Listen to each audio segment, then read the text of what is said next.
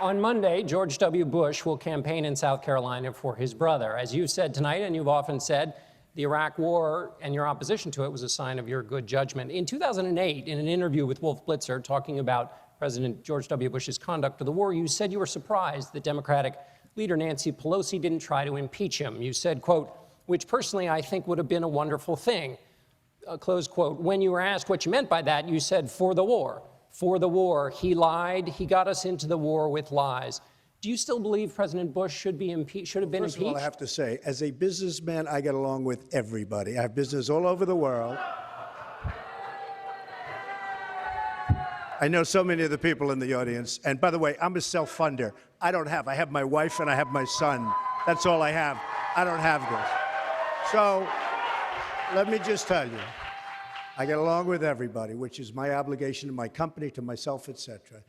Obviously, the war in Iraq was a big, fat mistake, all right? Now, you can take it any way you want, and it took Jeb Bush, if you remember at the beginning of his announcement, when he announced for president, took him 5 days. He went back. It was a mistake. It wasn't a mistake. Took him 5 days before his people told him what to say, and he ultimately said it was a mistake.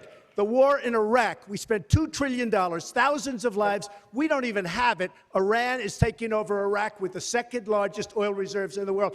Obviously, it was a mistake. So George Bush made a mistake. We can make mistakes, but that one was a beauty. We should have never been in Iraq. We have destabilized the Middle East. But so you still think he should be impeached? I think it's my turn, isn't it? You do whatever you want. You call it whatever you want. I want to tell you, they lied. Okay. They said there were weapons of mass destruction. There were none, and they knew there were none. There were no weapons of mass destruction. Okay, all right. Governor Bush,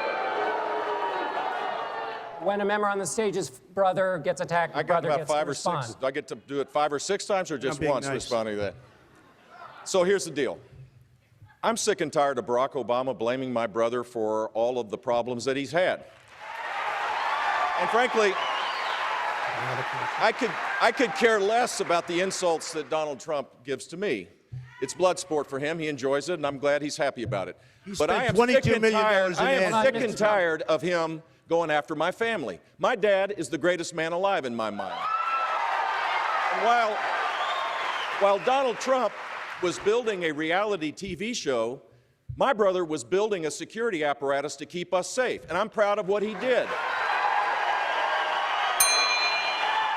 And he's had the gall to go after my mother. The World Trade Center came down during your brother's reign. He's had the gall to go after my mother. Remember that.